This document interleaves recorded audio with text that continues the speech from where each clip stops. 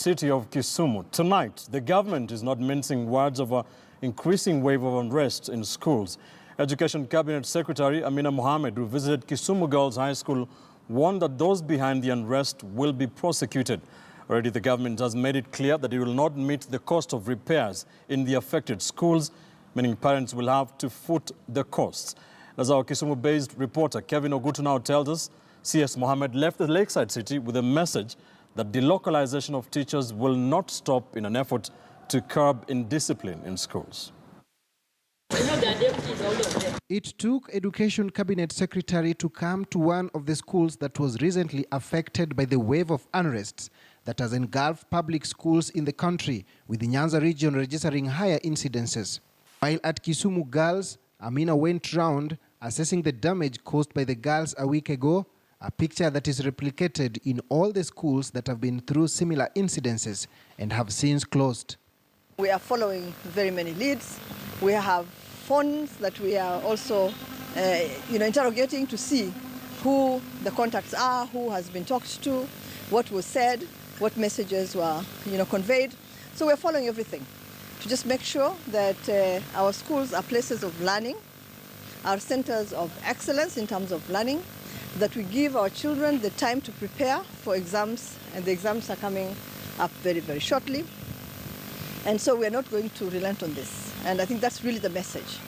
She says delocalization of teachers, a policy that requires that teachers who had overstayed in one station be transferred to another workstation, has not been welcomed by the teaching fraternity and is partly blamed for the unrests. Yeah, we're all delocalized. Yeah, we have a county the deputy commissioner, county commissioner, who has just been transferred here. Yeah? We have everybody else able to go around the country and serve in different parts of the country. This country belongs to all of us, and we must be ready to serve in any corner of this country. The Kenya National Examinations Council chairman, Professor George Magoha, who accompanied the CS, also warned the striking students that there will be no exam leakage and therefore should focus on preparing for the national examinations just 3 months away. The examination is very secure. It has been set. It will be seen on the morning of the examination. So stop banning schools or doing all these tantrums. We are not going to be moved. If you like, ban more. We will administer those exams under trees. The Kenyan public waits with bated breath the results of the investigations into the fires that have become synonymous with the public schools in the recent past. This as new details emerge on possible tender wars the new principals are facing in their workstations. Kevin Ogutu, KTN News in Kisumu. The chairman of the National Assembly's Public Accounts Committee, Opiyo Wandayi, and vice chairman of the Senate County Public Accounts and Investment Committee, Mithika Linturi, have rejected a proposal to shield county governors from prosecution. The Council of Governors wants sitting governors to enjoy immunity from prosecution, just like a sitting president. Our senior political affairs reporter, Patrick Amimo, has more. Last week's arrest and arraignment in the court of Busia Governor Sospita Ojamong over corruption-related issues has rattled the Council of Governors. Ojamong spent 2 days at the Ethics and Anti-Corruption Commission police cells as he negotiated bail. Ojamong and 3 Busia County chief executives were accused of defrauding the county government 8 million shillings. On Monday, the Council of Governors held an extraordinary meeting and demanded immunity from prosecution. The best practice in jurisdictions that are devolved is that the heads of both levels of government have immunity on civil and criminal proceedings while they are in office. But in a quick rejoinder, the leadership of the National Assembly and Senate Watchdog Committee on Public Accounts has censured the governor's proposal. There's nothing like collective responsibility or collective accountability. They are being charged in their individual capacities. That criminal responsibility in the country or anywhere is individual, it's not communal. Governors argue that as chief executive officers for county governments, they should be accorded the same treatment as a president. The president, under the law, is shielded from prosecution while in office. You know, these council of governors must come down to earth. They must come down from the ivory tower in which they are perched and face reality. In fact, they're just joking. Even those who have left office and those who will be leaving office will still be pursued if there are acts of transgression that they have committed. We should not allow governors to have any kind of immunity, because they made themselves procurement officers, they made themselves the accounting officers, and they committed the counties beyond what their finances would require them or would allow them to do. Lawmakers argue the Council of Governors is meant to advance devolution and not protect members against graft. They want the war on corruption to be sustained at all levels. I want to encourage the agencies dealing with these people to move with speed and conclude the investigations they are currently undertaking, and take to court all these characters, be they in the national government or in the county governments, and charge them with a view to getting convictions. Anti-corruption detectives are waiting to pounce on at least 3 more governors and charge them with corruption. Governors say the war on corruption cannot be politicized. They have threatened to disrupt activities at the counties if the arrests continue. Patrick Amimo, KTN News. It is a proposal that has been elicited a lot of mixed reactions already, especially on social media. That is the basis of our big question discussion tonight. We are asking you, should sitting governors be granted immunity from prosecution? Text your yes or no opinion plus a brief explanation to our studio line 22155. You can tweet us at Ben_Kitili, at KTN News, and at KTN Kenya. You can use the hashtag KTN Prime. We shall be sampling some of your views live. Elsewhere, it has now come to the fore that Kenya does not know the number of dams within her territory. This revelation by the Water Resources Authority and NEMA was made during the National Assembly's probe on the Solai Dam tragedy, possibly pointing at loopholes through which tragedy might strike once again. Mark Namaso now reports.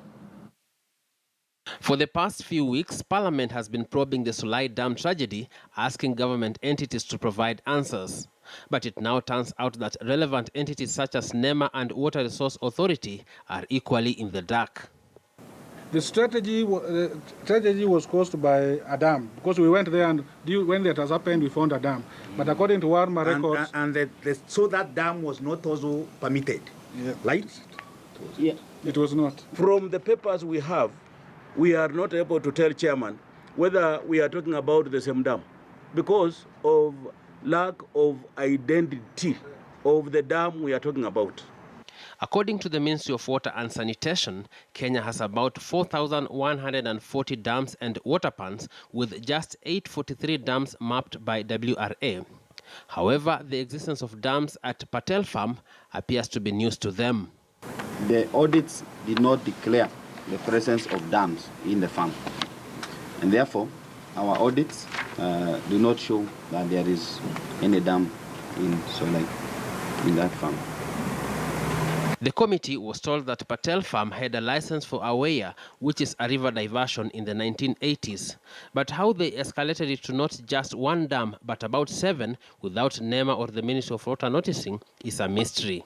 At the end of questioning on Tuesday, the National Assembly Committee on Environment and Natural Resources gave this view of the submissions. There is lack of coordination between the two state agencies, NEMA and Waluma. Because at the end of the day, it is also very clear that Water Resource Authority cannot be able to give a permit or even renew it until when they have all the documentations and approval from NEMA. On Monday, 9 suspects, including Patel Farm owner Perry Mansuk, facing 48 manslaughter charges, were released on a bond of 5 million shillings or a 2.5 million cash bail each by a Naivasha court. But it seems Kenya has a long way to go in ensuring the safety of its citizens from disasters of this nature. Mark Namaswa, KTN News. Opposition leader Raila Odinga yesterday accused parliamentarians of being a key stumbling block to the anti-graft war by being compromised by the said cartels. Odinga's statement comes only a few days after Parliament rejected a report into a probe on contraband sugar, terming it shoddy.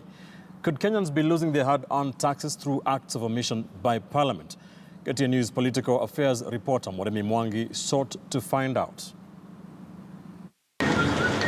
Shallow and inconclusive. the unflattering verdict of National Assembly Speaker Justin Muturi to a report tabled by a joint Agriculture and Trade Committee probing the contraband sugar scam last Thursday, igniting queries on Parliament's seriousness or the lack of it at undertaking its oversight role. If parliamentarians are also compromised to sanitize what is already known to everybody as dirty corruption, then Parliament will find itself on the other wrong side of history. Speaker Muturi has since given a 10-day extension to the committee co-chaired by legislators Kanini Kega and Adan Ali. On one hand, extending the anxieties of Kenyans yet to know whether the sugar on their table is safe for consumption or not, while tasking the taxpayer to also spend some more at an estimated cost of 206,000 shillings for any further single sitting of the committee. This comprising 10,000 each to the two co-chairs, 8,000 for each of the two vice chairpersons, and 5,000 each for the 34 other members. Going by the same rates, the committee had already pocketed an estimated 1.4 million shillings from their 7 sittings, which generated the rejected preliminary report. Within 10 days, and you have a conclusive report, you can't have it unless you are being set for failure, which personally I read a lot, that we were actually set for failure, and then to be depicted as if we are incompetent. Criminal culpability is not the work of Parliament. It is not the work of the Assembly committees. It is the work of law enforcement agencies, the Directorate of Criminal Intelligence, and the NIS, and the Office of the Director of Public Prosecutions. But arguably the greatest indictment to the 12th and former Kenyan Parliament is the alleged manipulation of its oversight mandate both within the committees and plenary over vested interests. A state of affairs which analysts argue waters down the 2010 Constitution's dispensation that empowered parliamentary committees with summoning powers equivalent to those of the High Court. The latest alleged case of abuse to those powers being the Sugar Committee. Many of the members of Parliament have interests in the business sector, and to ask parliamentary committees to investigate their colleagues will not work very well. It's like you sent a hungry dog to chase a man who is carrying meat. I cannot even rule out interference of cartels even in Parliament. Yesterday, I found almost a full house, which is totally unprecedented. There was even no parking in Parliament. Vehicles were even parked outside Parliament. Speaker Muturi has in the past questioned parliamentarians' seriousness in their oversight mandate, and the spotlight now turns to the Sugar Committee as the clock ticks fast through the 10-day extension. Muremi Mwangi, KTN News. Political dishonesty and legal restrictions could be hurdles to Kenya's quest to recover stolen money stashed away in offshore accounts. Economists are warning that the two elements could injure the quest and essentially block scrutiny into illicit banking outside the country. The Finance Bill of 2018, published with the budget in June that amended the Tax Procedures Act of 2015, has also been brought under scrutiny as a possible loophole. KTN News reporter Francis Ntomo now tells us how leaders have been found to speak out from both sides of their mouth on this issue. This is perhaps President Kenyatta's strongest indicator yet that the gloves are off. Kenyatta signing a pact with Switzerland to recover monies looted and banked in offshore accounts. Even with the latest developments now sending many into a crest of a wave, economists are foreseeing real challenges. Obviously in Kenya they say corruption fights back. So we do expect the cartels that have benefited from these proceeds of crime to find ways to either frustrate the system or to defeat the system. Other challenges would be on the legal hurdles that will be presented, because sometimes people might hide this money in spouses' accounts or family, extended family accounts, which maybe the law might not be able to reach. It is not the first time that Kenya is discussing the scrutiny of offshore accounts. Discourse of a similar nature was heated in 2016. President Kenyatta was sitting on the other side of the fence at the height of the explosion of the multi-billion Eurobond saga. Are you telling me that the Treasury and the Federal Reserve Bank of the United States have colluded Yani mjinga ni nani? Surely. That the Kenyan government and the US government have colluded. Na huyu anasema anataka kwenda interrogate Federal Reserve Bank of New York. Guy, anyway. Auditor General Edward Ouko announcing that he will take his investigations to the Federal Reserve Bank of New York regarding the misuse of Eurobond.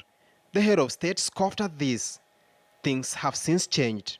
The framework outlines our commitment and action plan for recovering the proceeds of crime and corruption, and it will ensure that illegally acquired wealth held outside our country is repatriated to benefit the Kenyan people. The Finance Bill 2018, published with the budget in June this year, has amended the Tax Procedures Act of 2015, expanded to include undeclared income. The amendment reads, the funds transferred under the amnesty shall be exempt from the provisions of Proceeds of Crime and Anti-Money Laundering Act of 2009 or any other act relating to reporting and investigation of financial transactions to the extent of the source of the funds, excluding funds derived from proceeds of terrorism, poaching, and drug trafficking. On the Kenyan side, we don't have any legal framework to be able to recover monies, sent to foreign accounts. So yes, this is a starting point, definitely. But I don't see Switzerland putting up any special legal arrangement for money, stolen from Kenya and stashed in Swiss accounts. They will have to use their existing legal framework. September 2017, the Tunisian parliament approved a law granting amnesty to officials accused of corruption during the rule of dictator Zine El Abidine Ben Ali. This immediately triggered protests. Is Kenya ready to tread this path? Francis Ontomwa, KTN News.